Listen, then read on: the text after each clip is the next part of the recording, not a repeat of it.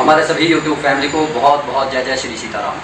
आज आपके साथ सिर्फ एक छोटी सी बात शेयर करनी है और वो बात ये है कि कई बार व्यक्ति ये कहता है कि हमने कभी किसी का बुरा नहीं किया, लेकिन फिर भी हमारे साथ बुरा क्यों हो रहा है, क्यों हम दुख दरिद्रता की समस्या से घिरे हुए हैं। लेकिन हकीकत ये है कि हमारे इस जीवन में कई बार बहुत सारे काम ऐसे होते हैं जो हमारा मन तो ये कहता है कि हमें नहीं करना चाहिए, लेकिन हम करते हैं। और जब हम करते हैं तो इसका मतलब हमने एक कर्म का बीज बोया है और उसके फल को हमें खाना ही पड़ेगा।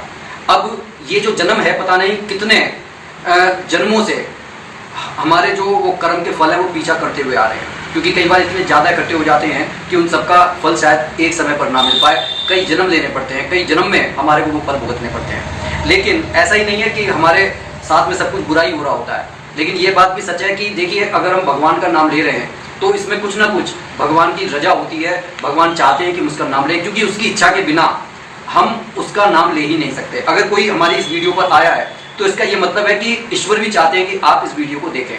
तो कहने का सीधा सा तात्पर्य ये है कि जो कुछ जन्म से पहले ही हमारा जो भाग्य का कुछ हिस्सा रच दिया जाता है और कुछ पन्ने खाली छोड़ दिए जाते हैं कि अब आप अपने आगे के अगर अच्छे कर्म करोगे तो वो सुधार हो जाएगा, क्योंकि कुछ चीज़ों पर तो हमारा भी कंट्रोल नहीं है। कैसे?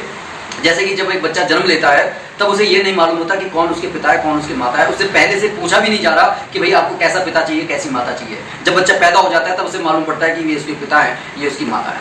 इसी तरीके से कई बार हमारे बहुत सारे काम अटके हुए होते हैं और पता नहीं भगवान कैसे कान पकड़कर घुमेड़ घुमेड़ कर हमें ऐसी जगह पर लाकर खड़ा कर देता है, एक ऐसे व्यक्ति से मिलवा देता है कभी जिससे आपने सोचा भी नहीं होता कि जिंदगी में कभी उससे मुलाकात होगी। लेकिन वो व्यक्ति जो है एक फरिश्ता बनकर हमारे जीवन में कुछ वैल्यू ऐड कर देता है। तो कहने का मतलब ये है कि जिस काम के बारे में आप बरसों से सोच रहे होते हैं, कहीं ना कहीं उस व्यक्ति के हाथों वो काम हमारा पूरा हो जाता है। लेकिन अगर हम बुरे कर्म कर रहे हैं तो ऐसा नहीं है कि उसका परिणाम, देखिए कुछ के लिए तो हमारे को जन्मों का इंतजार करना पड़ेगा। लेकिन अगर मैंने किसी को धोखा दिया है तो ये हो सकता है कि आप जिसको बहुत ज़्यादा चाहते हो वो आपको धोखा दे और आप ये सोचते जाएं कि भाई मैंने तो इसको बहुत प्यार किया है, मैं तो इसके लिए हर वक्त जान देने के लिए तैयार खड़ा रहता हूं, लेकिन मेरे साथ इसने बुरा किया है। लेकिन अगर आप सोचकर देखेंगे तो आपको मालूम पड़ेगा जो आपने धोखा दिया है वहां पर वो वाइब्रेशंस मिल गई हैं।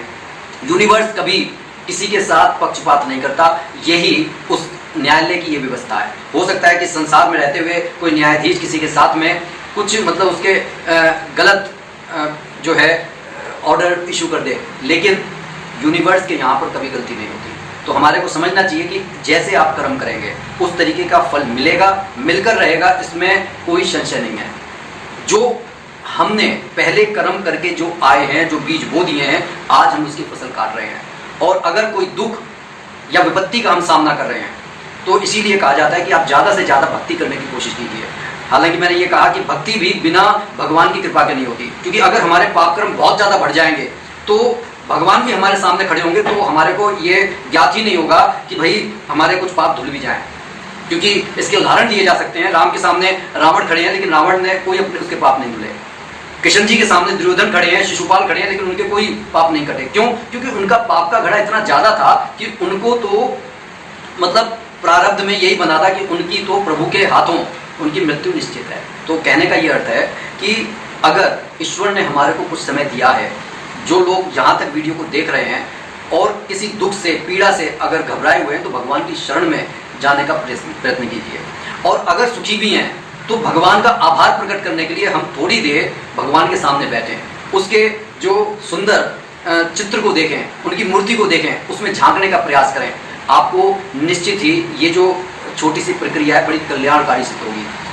और इस तरीके से हमारे आने वाले जो देखिए, सबसे बड़ी बात तो ये है कि अगर कुछ समय हम भगवान के पास बिता देते हैं तो शायद हमारा जो खाली दिमाग कहते हैं ना, शैतान का घर होता है, तो उसमें कोई खुराफात की बातें नहीं आएंगी। जब खुराफात की बातें नहीं आएंगी तो हमारे कम से कम तब तक के कर्म तो खराब नहीं होंगे। तो आने वाले समय में हमें मतलब किसी दुख और विपत्ति का सामना ना करना पड़े, इसलिए अभी से हम अपने आप को सुधार लें। अगर हम अपने आप को सुधार लेंगे तो निश्चित मानिए कि उसी तरीके का फल हमारे को मिलेगा।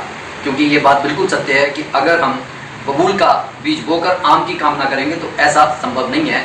लेकिन अगर आपने आम का ही बीज बोया है तो निश्चित ही समय आने पर वो पेड़ फलेगा फूलेगा और आपको आम खाने को मिलेंगे। इसी के साथ मैं अपनी वाणी को यहीं पर विराम दे रहा हूँ और आप सभी भाई बंधुओं से मेरी विनम्र प्रार्थना है कि इस चैनल को सब्सक्राइब कर लें और कमेंट बॉक्स में अपने इष्ट देव का नाम जरूर लिखें। बोलिए जय जय श्री सीताराम।